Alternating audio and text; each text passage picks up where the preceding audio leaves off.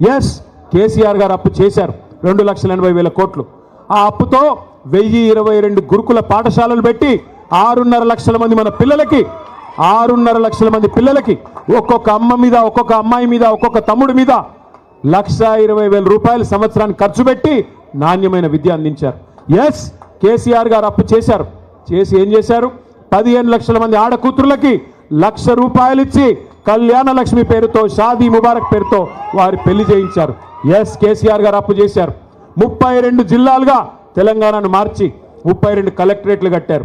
32 కలెక్టరేట్లు మాత్రమే కాదు, 5 మెడికల్ కాలేజీలు మాత్రమే ఉన్న తెలంగాణలో 32 మెడికల్ కాలేజీలు పెట్టిన ఘనత, 32 నర్సింగ్ కాలేజీలు పెట్టిన ఘనత మన నాయకుడు కేసీఆర్ గారిది.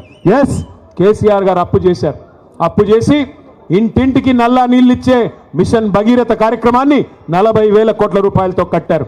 ఎస్, కేసీఆర్ అప్పు చేసి పాలమూరు రంగారెడ్డి ఎత్తిపోతల పథకంలో 90% పనులు పూర్తి చేసి 30,000 కోట్ల రూపాయలు అక్కడ ఖర్చు పెట్టారు. ఎస్, కేసీఆర్ గారు అప్పు చేశారు.